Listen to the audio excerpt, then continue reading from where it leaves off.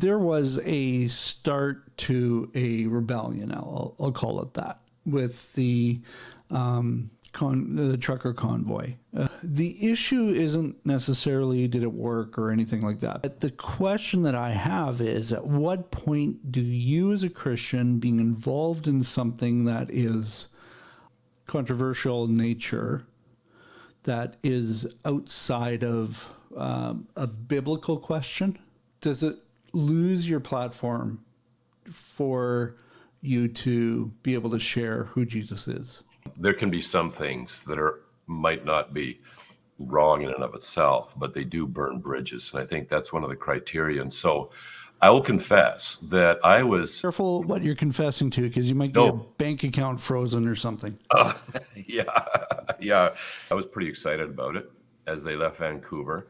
But I did get concerned about horns blowing all the time. And it was there's a secular principle here that if you're going to launch a revolution and by the way, I've read Fidel Castro's, how he did the revolution in Cuba. And part of the revolution in Cuba was that they would get increasing support from the population. That was what they were depending on, because when they first landed, they were just a handful of guys. There was not a whole lot of them, and it was absolutely had to get the support of the population. So rule number one of a revolution, and this would apply, I think, to both a divine revolution and, let's say, a secular revolution, and even something that I would say is relatively peaceful, with some qualifications with the Freedom Convoy, is that you should not do something that will burn bridges with the population. You want to actually get the population on board. So, for example, blowing your horn all day and night long in Ottawa, I started cringing a little bit when I heard that. That's not going to get the population on board. There was a lot of stuff they were doing to be friendly, and a lot of the stuff that was going on was the government imposed, as far as shutting down stores and things. But so I did have a problem with that, and that's an illustration of burning bridges, blowing the horns, and then shutting down the border crossings. I started to see how the media began to use that, as coupled with supply chain shortages that were already there, to say, hey, these people are throttling your jobs, they're restricting your ability to get stuff. And so it's another illustration of not getting the support of the population and burning bridges instead. Now, with the divine revolution, as a person who is supposed to represent God in this world, I'm going to burn bridges. I mean, Jesus burnt bridges for sure. I mean, there's some bridges that will have to get burned, and he said you will be hated. So there is that. He said you'll be hated because of me. Because of Christ, not because of, right. Not because you're an idiot. Building somewhere. Not because you're a jerk.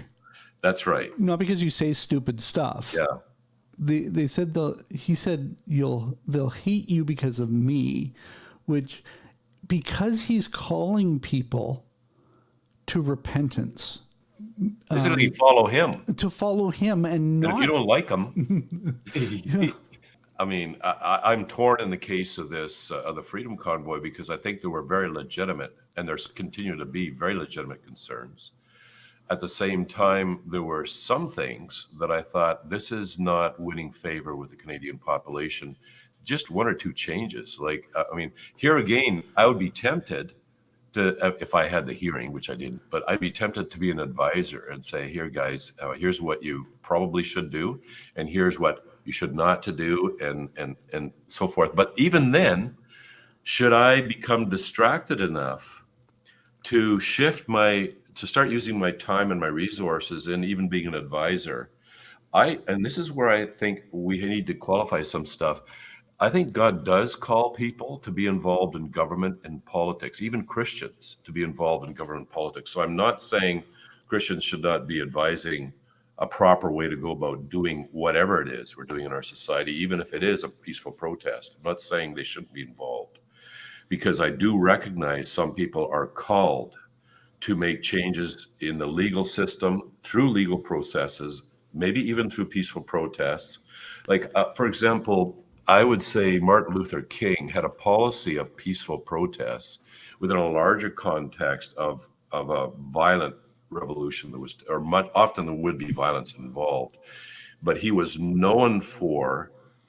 known for the peaceful arm of this revolution and respected for being the peaceful arm of this revolution. He gained actual credibility as a result, despite some serious reservations I have about his personal life and his relationship with women, which is well documented.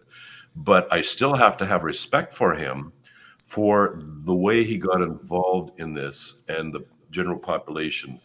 Now, those who were opposed to him, of course, had no respect for him, and he ended up getting assassinated. But still, there is a place for Christians who are called to be involved in politics. We're not all called to be spending full time in ministry, but we are all called to be part of the divine revolution and make disciples of Christ, every one of us. If you hear God telling you to go assassinate a leader, or if you hear God telling you to become violent, please call 911 and ask for help, because it's not God.